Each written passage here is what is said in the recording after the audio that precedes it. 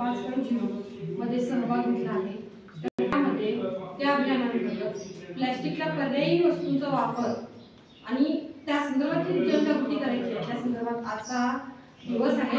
आज दिनांक 12 फेब्रुवारी 2025 जे आपण वस्तू वापरतो त्या वस्तूंना पर्यायी वस्तू देखील वापरता येतात, ज्यामुळे आपण आता ज्या प्लास्टिकच्या वस्तू वापरतो, पेपर कप मधून चहा पिल्यानंतर तो पेपर कप तिथेच फेकला जातो।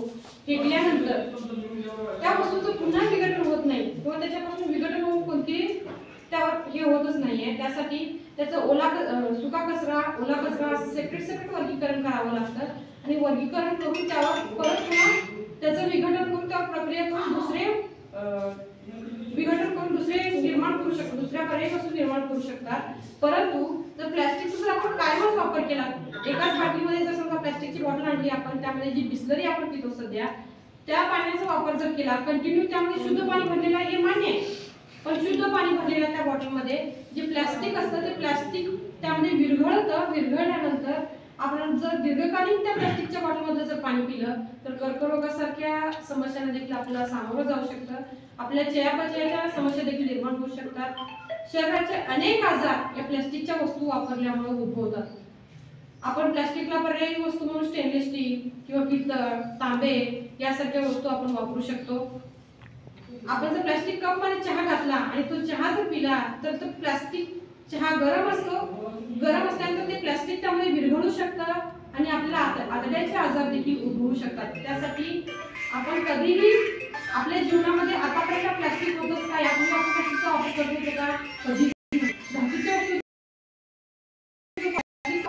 कचऱ्याचे ढीग तयार होतात आणि प्लास्टिक कितीही जरी केलं तर त्याचं विघटन होते का बघा, विघटन कधीच होत नाही।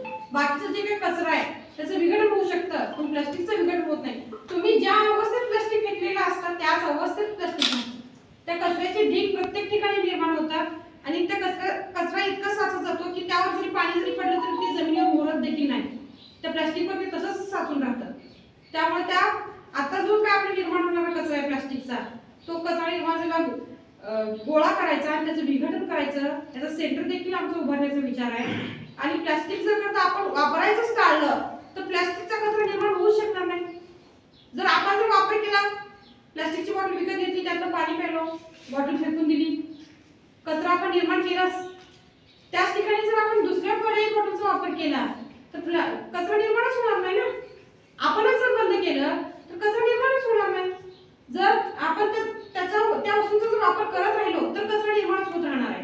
आणि त्याऐवजी आपण प्लास्टिकच्या पिशव्या, दुकानात गेलो काही साहित्य घेतलं तर प्लास्टिकच्या पिशव्या मागतो, दुकानदारही आपल्याला प्लास्टिकच्या पिशव्या लगेच उपलब्ध असतात, देतात, त्या घेऊन येतो परत घरामध्ये ते प्लास्टिकच्याच पिशव्या सगळीकडे बघेल तिकडे। त्यापेक्षा कापडी पिशवीचा वापर केला तर व्यवस्थित होऊ शकते।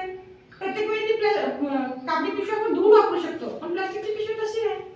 आणि प्लास्टिकच्या ज्या बॉटल आहेत आपल्या त्या खूप वेळ वापरता कामा नये, एकदाच वापर करू शकतो। त्यावर चिन्ह असतं प्लास्टिकचे, एका वेळेस वापरायचं चिन्ह देखील त्यामध्ये आहे। आपल्या जागतिक आरोग्य संघटनेनं त्यावर हे केलंय की प्लास्टिकची बॉटल, जी बिस्लरीची बॉटल तुम्ही वापरताय, एकदा पाणी भरून ठेवल्यानंतर परत पुन्हा प्लास्टिकच्या बॉटलचा वापर करायचा नाही। आणि तुम्हाला आता असं वाटत असेल बिस्लरी मधलं पाणी शुद्ध आहे, मान्य आहे, पण ती बॉटल कधी भरलेली असते आणि ते पाणी कधी भरून ठेवलेलं असते तोपर्यंत आपलं प्लास्टिक विरघळलेलं असतंय आणि तुम्ही तसंच ते पाणी पिता। तुम्हाला आता सध्याला काही जाणवत नाही, जेव्हा खूप दिवस तुम्ही याचा वापर कराल त्यावेळेस नक्कीच तुम्हाला आजाराला सामोरं जावं लागेल। त्यासाठी पर्यायी वस्तूंचा वापर करा, तुम्ही धातूच्या वस्तूंचा वापर करा, जेणेकरून प्लास्टिकचा वापर जेवढा शक्यतो कमी करता येईल तेवढा करणं आवश्यकच आहे, कारण त्याशिवाय कचरा पण निर्माण होणार नाही आणि आपल्या आरोग्याची देखील आपण काळजी घेऊ। धन्यवाद।